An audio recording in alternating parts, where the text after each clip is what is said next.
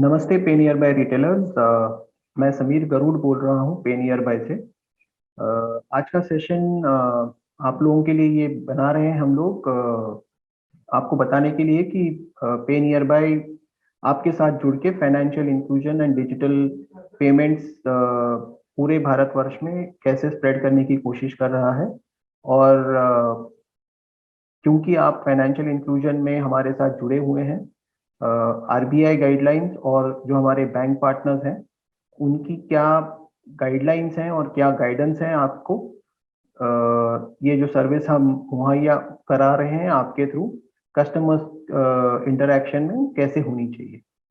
तो इसलिए ये छोटा सा सेशन है बैंकों की तरफ से आपको बताने के लिए कि आपके बैंकिंग सर्विस एंड बैंकिंग सुविधाएं कैसे कस्टमर्स को दी जाती हैं। अब I will take you through the presentation. जो भी हमारी तरफ से गाइडेंस है आपको एक एक करके मैं आपको बताते जाऊंगा, और आप समझ लीजिए कि क्या सही है और क्या गलत है, कैसे सर्विसेज अच्छी तरह से कस्टमर्स को देनी। ये आज के सेशन का एजेंडा है। हम आपको बताएंगे कि बिजनेस करस्पॉन्डेंट और कॉर्पोरेट सर्विस पॉइंट क्या होता है। बताएंगे आपको कि बिजनेस करस्पॉन्डेंट सर्विसेज या जो मॉडल है वो इस देश को और कस्टमर्स को कैसे हेल्प करता है। हम बात करेंगे सर्विसेज की, डीएमटी जो डोमेस्टिक मनी ट्रांसफर कहते हैं, जहाँ पे आप पैसे ट्रांसफर करते हो मल्टीपल बैंक अकाउंट्स में। हम बात करेंगे EPS which is Aadhaar enabled payment system, जहाँ से आप बायोमेट्रिक या फिंगरप्रिंट का वेरिफिकेशन करवा के कस्टमर्स को कैश विड्रॉल की सर्विसेज मुहैया कराते हैं। बिल पेमेंट्स की बात करेंगे और micro ATM based cash withdrawal services की बात करेंगे। उसके बाद हम बात करेंगे डूज एंड डोंट्स की। डूज एंड डोंट्स मतलब क्या अच्छी चीजें हैं जो आपको करनी है और किन जो चीजें आपको नहीं करनी है जिसकी वजह से कस्टमर का नुकसान ना हो और आप लोगों का भी नुकसान ना हो। हम बात करेंगे थोड़ी सी केवाईसी के ऊपर, और केवाईसी करते समय क्या प्रिकॉशंस एंड क्या एक्शंस लेनी है। हम आपको ये भी बताएंगे कि जब कोई आपसे एएमएल या एंटी मनी लॉन्ड्रिंग रिलेटेड की बात करता है तो आपको क्या करना है टू प्रोटेक्ट योरसेल्फ और हमको। एंटी मनी लॉन्ड्रिंग जो पैसे यहाँ से वहाँ ट्रांसफर होती हैं, विच इज हवाला जैसे पैसे जो ट्रांसफर होते हैं, वो कैसे हम लोग उनको कंट्रोल करें। And lastly Indian banks association एक सर्टिफिकेशन लाना चाहता है, जो एक स्टैंडर्ड सर्टिफिकेशन है। हर कॉर्पोरेट बीसी वो सर्टिफिकेशन के थ्रू जाएगा over a period of time, so that एक स्टैंडर्डाइज्ड एजुकेशन हो जाए कॉर्पोरेट बीसी एजेंट की, और फिर ये एग्जाम देके वो सर्टिफाई करवा ले अपने आप को, so that he is certified to provide BC services across the country. चलो शुरुआत करते हैं, कॉर्पोरेट बीसी एजेंट क्या होता है। सो कॉर्पोरेट बीसी एजेंट्स एक थर्ड पार्टी एंटिटी होती है who is contracted by a bank to create the network of the corporate service points on behalf of the bank. अब कस्टमर सर्विस पॉइंट या corporate service point क्या होता है, ये आपके जैसे शॉप्स हैं, इंडिविजुअल्स हैं जो कॉर्पोरेट बीसी के साथ जुड़ जाते हैं to provide basic banking services like remittance and cash in cash out to customers. आपको ये बताना चाहता हूं कि आप फेस ऑफ द बैंक हैं आपके विलेज में, आपके एरिया में। आपकी वजह से बैंकिंग सर्विसेज का डिस्ट्रीब्यूशन बढ़ रहा है। तो जैसे आप खुद भी कहीं बैंक में जाते हो तो एक टेलर होता है, आप एक टेलर हैं, तो उस वजह से आपके ऊपर बहुत रिस्पॉन्सिबिलिटी बढ़ जाती है कि कैसे सर्विस अच्छी दे और कैसे एथिकल एंड ऑनेस्ट सर्विस दी जाती है कस्टमर्स को। तो आपका बड़ा बड़ा बड़ा योगदान है इस पूरी बैंकिंग सर्विसेज को कस्टमर्स को दिलवाने के लिए। अब very quickly upon rules and responsibilities की बात कर सकते हैं जो एजेंट्स की होती है। तो आधार एनेबल्ड सर्विसेज देने के लिए आप इतना ध्यान रखिएगा कि कस्टमर का ही फिंगरप्रिंट ले, और उनको बोल के लीजिएगा कि कस्टमर का खुद का फिंगरप्रिंट होना चाहिए for doing a transaction. as far as possible avoid doing any fraudulent transactions using customer fingerprint. आपका एरिया जो है शॉप का उसको क्लीन रखिए, ये बताने की जरूरत नहीं है, बट अगर क्लीन रखेंगे तो ज्यादा कस्टमर्स आएंगे, आपका बिजनेस बढ़ेगा। हम आपको ये भी बताना चाहते हैं कि AEPS transactions, micro ATM transactions करते समय रजिस्टर्स मेंटेन कीजिएगा। मैं आपको आगे बताएंगे कि रजिस्टर में क्या क्या डेटा एंट्रीज मेंटेन करिएगा, so that there is proof of transaction. और अगर आगे चल के कहीं डिस्प्यूट हो, कोई कस्टमर ये बोले कि ये पैसा मेरे को नहीं मिला है, तो ये रजिस्टर की सहायता से आप प्रूव कर सकते हैं कि ये कस्टमर को हमने पैसे दे दिए हैं और आपका लॉस और हमारा लॉस नहीं होगा। फाइनली जितना हो सके we have to be fair and conduct has to be correct as far as customers are concerned. थोड़ा सा मैंने इस बीसी मॉडल के ऊपर बात कर चुका हूं, बट क्विकली बता दूं वापस कि बीसी मॉडल कस्टमर्स को और अपनी कंट्री को कैसे बेनिफिट करता है। आप सबको मालूम होगा कि पूरी कंट्री में 1 लाख से ज्यादा बैंक ब्रांचेस नहीं है, पर विलेजेस हैं 6.5 लाख। तो बैंकिंग सर्विसेज हर विलेज में कैसे पहुंचेगी? आप ही के थ्रू ये बैंकिंग सर्विस 1 लाख ब्रांचेस से स्प्रेड होके 6.5 लाख विलेजेस में जाएगी। तो आपका बहुत बड़ा योगदान है इस कंट्री में टू स्प्रेड बैंकिंग सर्विसेज। तो अगर ये क्विक एक्सपेंशन की बात करें तो that is what I was, मैं आपको बताना चाहता था कि ये quick expansion is one of the benefits of a corporate BC network. जैसे आप एक्सपैंड करते हो, आप ऐसे कस्टमर बेस पे जाके पहुंच सकते हो जिनको बैंकिंग सर्विसेज अब तक नहीं पहुंची है। ऑब्वियसली आप एक ऑल्टरनेटिव हो बैंक ब्रांच के लिए। जैसे मैंने आपको बोला कि जो ब्रांच में टेलर है, आपके एरिया में, आपके विलेज में आप ब्रांच के टेलर हो। And then door step banking. कुछ कुछ विलेजेस में आज भी हमारे एजेंट्स जो हैं, हमारे मित्र हैं, वो कस्टमर को उनके घर बैठे सर्विस देते हैं। जैसे आपका डाकिया है, आज इंडिया पोस्ट पेमेंट्स बैंक का जो डाकिया है वो कॉर्पोरेट बीसी एजेंट का काम करता है, और वो ना ही चिट्ठियां घर पे पहुंचाता है बट फाइनेंशियल सर्विसेज भी घर पे पहुंचाता है। तो हमारे एजेंट भी ये सब सर्विसेज कस्टमर के घर पहुंचा सकते हैं। अब हम चलते हैं जो 2 या 3 मेजर सर्विसेज हम मुहैया कराते हैं आपके थ्रू। जो पहली सर्विस है जिसको हम डीएमटी कहते हैं कॉमन लैंग्वेज में, ये मनी ट्रांसफर सर्विस है। लार्जली जो सिटीज एंड इंडस्ट्रियल लोकेशंस हैं जहां से पैसा गांव घर कस्टमर्स के गांव और देहातों में जाता है। इसका पर ट्रांजैक्शन लिमिट 5,000 है एंड मैक्सिमम ट्रांजैक्शन लिमिट 25,000 रुपया पर मंथ है। हम आपको ये कहना चाहते हैं कि बेनिफिशियरी वैलिडेशन करा लीजिए बिफोर आप कोई भी मनी ट्रांसफर करें। इसका बेनिफिट यह है कि कस्टमर का अकाउंट आपके यहाँ वेरीफाई हो जाएगा और गलती से भी पैसा किसी गलत अकाउंट में नहीं जाएगा, क्योंकि एक बार पैसा किसी गलत अकाउंट में जाता है उसको रिफंड करवाना बहुत बड़ा टास्क है। काफी लोगों को अप्रूवल लेना पड़ता है, काफी बैंक के पीछे पड़ना पड़ता है। तो हम अगर प्रिकॉशन ले तो इट इज ऑलवेज बेटर। कुछ चीजें हम लोग को करनी है, कुछ चीजें नहीं करनी है। जो नहीं करना है वो भी मैं बता देता हूं कि ये आपकी डीएमटी या डोमेस्टिक मनी ट्रांसफर सर्विस है which is for financial inclusion. तो ऐसा नहीं होना चाहिए कि आप एक सेंडर से आप मल्टीपल मोबाइल नंबर्स को पैसे भेज रहे हो या मल्टीपल सेंडर से एक अकाउंट में पैसे भेज रहे हो। तो इसकी वजह से एग्रीगेशन होता है और ये डोमेस्टिक मनी ट्रांसफर या फाइनेंशियल इंक्लूजन के दायरे में नहीं आता है। और एक चीज आपको बताना चाहता हूं कि रिफंड आप ओटीपी वेरिफिकेशन के बाद ही करिएगा। ये आपके सेफ्टी के लिए और हमारी सेफ्टी के लिए और कस्टमर सेफ्टी के लिए बहुत ज्यादा इंपॉर्टेंट है। कस्टमर को रिसीट देने की कोशिश कीजिएगा। रिसीट का ऑप्शन अपने ऐप में होता है, तो आप डिजिटल रिसीट दे सकते हो या उसको व्हाट्सएप पे प्रिंट करके व्हाट्सएप पे इमेज भेज सकते हो। फिर हम चलते हैं एईपीएस की तरफ। एईपीएस जो सर्विस है उसमें आप बायोमेट्रिक या फिंगरप्रिंट वेरीफाई करके कस्टमर्स को विड्रॉल की सर्विस देते हैं। यहाँ पे मैक्सिमम ट्रांजैक्शन 10,000 रुपये का आप कर सकते हो। जो आपका बायोमेट्रिक मशीन है वो क्लीन रखने की कोशिश कीजिए, उसकी वजह से आपके सक्सेस रेशियोज बढ़ेंगे। कितनी बार अगर क्लीन नहीं है तो बायोमेट्रिक वेरिफिकेशन ही फेल हो जाएगा।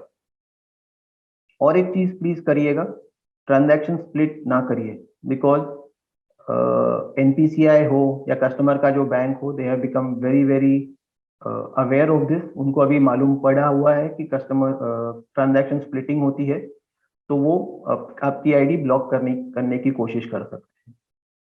और एक अच्छी आदत हम आपको समझाने की कोशिश करेंगे कि जितना हो सके कस्टमर को बैलेंस इंक्वायरी या मिनी स्टेटमेंट करा लीजिए after the withdrawal, so that customer का बैलेंस बराबर से डेबिट हुआ है कि नहीं वो कस्टमर को आप बता सकेंगे। मैं थोड़े टाइम पहले आपको बता रहा था कि रजिस्टर मेंटेन करना कितना इंपॉर्टेंट है। तो रजिस्टर में आप क्या क्या मेंटेन करना चाहिए आपको वो अब बताऊंगा।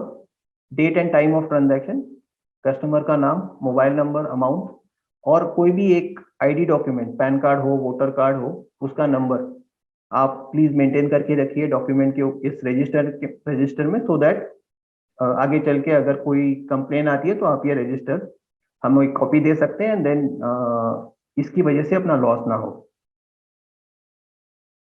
अब क्विकली मैं bill payment and micro ATM के बारे में भी बात करना चाहता हूँ।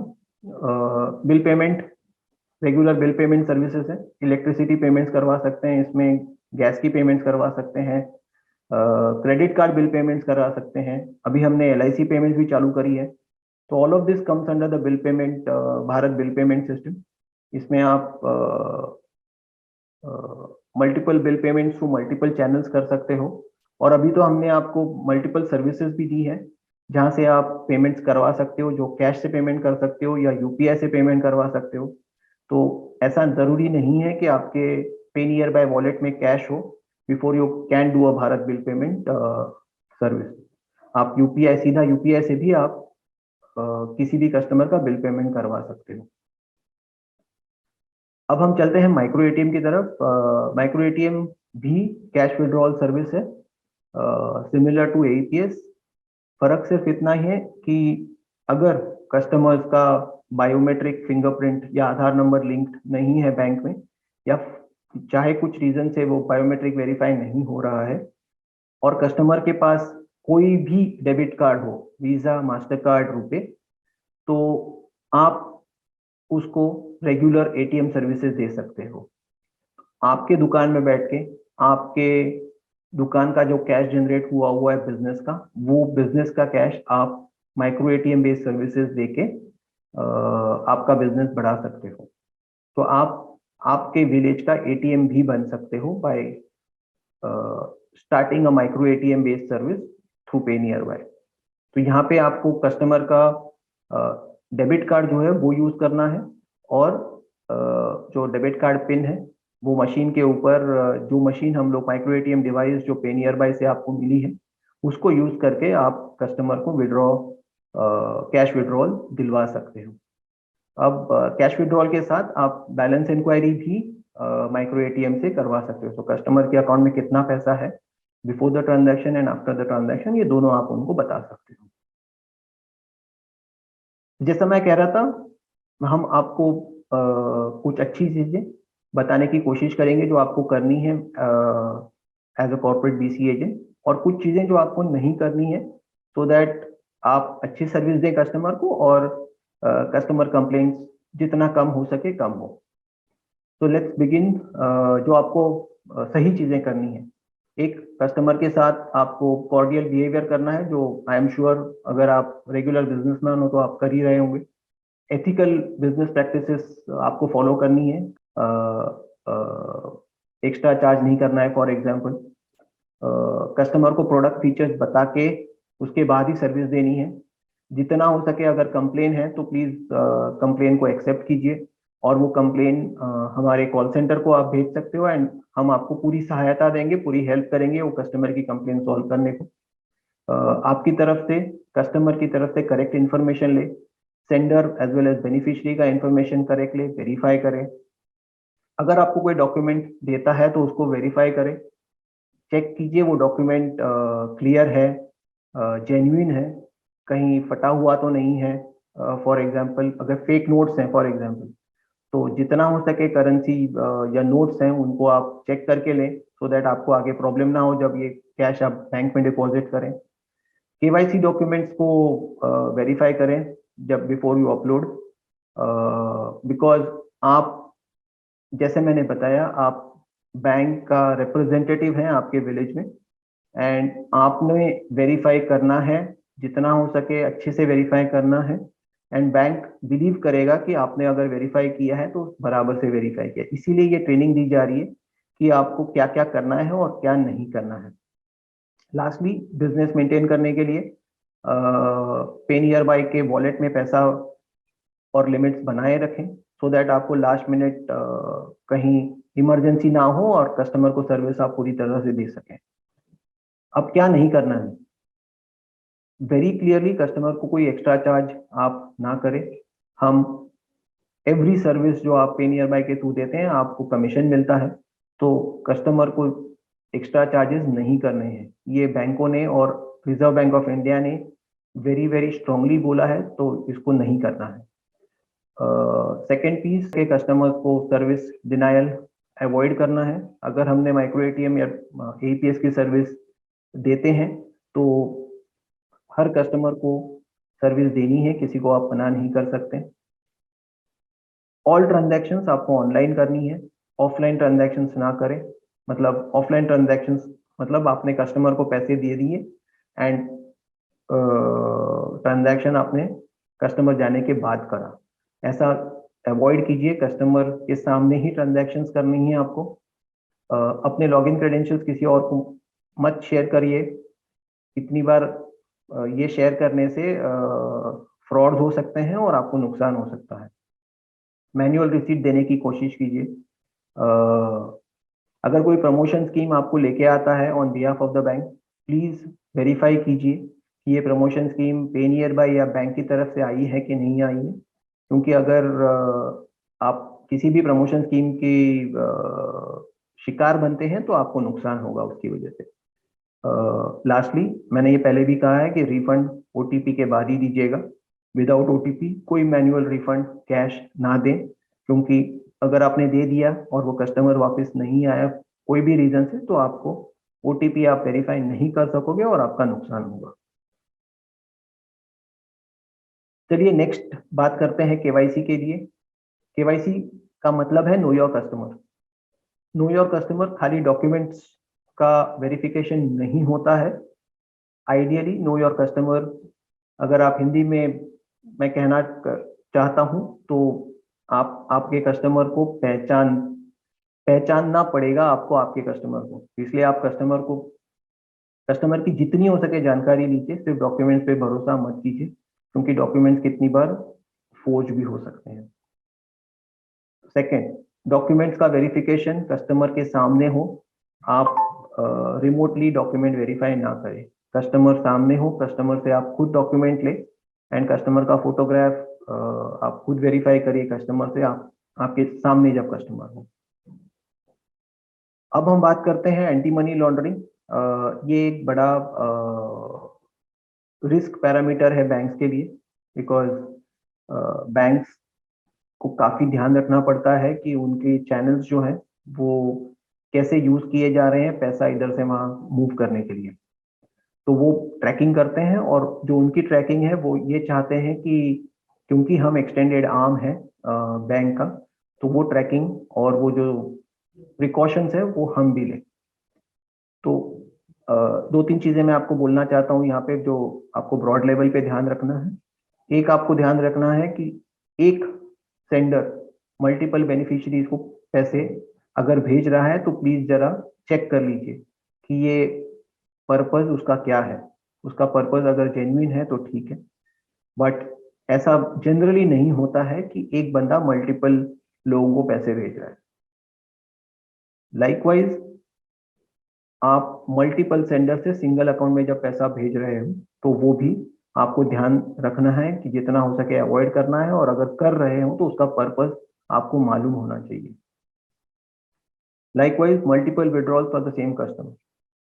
ये एक चीज है कि एक बंदा एक महीने में जनरली 3 बार 4 बार विड्रॉ करेगा। अगर आपको दिख रहा है कि एक कस्टमर उससे ज्यादा विड्रॉ कर रहा है, तो आप प्लीज चेक कर लीजिए कि ये कस्टमर ऐसा क्यों कर रहा है।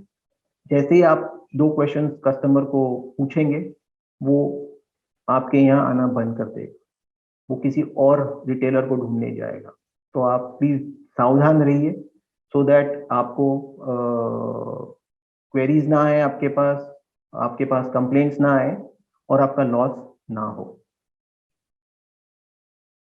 अब कोई कॉमन इंस्ट्रक्शंस मैं आपको देना चाहता हूँ। सम ऑफ दीज इंस्ट्रक्शंस मैं ऑलरेडी बोल चुका हूँ। जैसे ट्रांजैक्शन कस्टमर के प्रेजेंस में करें, कस्टमर जाने के बाद ना करें। कस्टमर का जो चार्टर है, जो बैंक का चार्टर है, आपको जो आपको सर्टिफिकेट है या जो आपको पोस्टर जो बैंक का दिया हुआ है आपके ऐप एंड पोर्टल में है, उसको डाउनलोड करके आपके शॉप में लगाए। कस्टमर डिटेल्स किसी के साथ शेयर ना करें, ये प्राइवेट इंफॉर्मेशन होती है। रिकॉर्ड मेंटेन करें आपके सभी ट्रांजैक्शंस का। हमने आपसे एईपीएस के बारे में बात करी थी, रजिस्टर मेंटेन करने की। और आपका पासवर्ड, आपका लॉगिन आईडी किसी के साथ शेयर ना करें, और ना ही ओटीपी किसी के साथ शेयर करें। अब हमने बात करी थी आपसे कि आरबीआई ने सभी बीसी एजेंट्स के साथ एक ट्रेनिंग कंडक्ट करने की बात करी है, और उसके आगे Indian institute of banking and finance एक एग्जाम कंडक्ट करेगा, जिसका ये वेबसाइट यूआरएल है। आप यहाँ पे जाके जो भी उनका जो सिलेबस है, जो पोर्शन है, आप चेक कर सकते हैं, और वहाँ पे आप एग्जाम भी दे सकते हैं। ये सर्कुलर ऑलरेडी लाइव है, और आपको ये एग्जाम अगले कुछ महीनों में देनी पड़ेगी for you to start to continue to provide BC services. I think towards the end of session आ रहे हैं हम।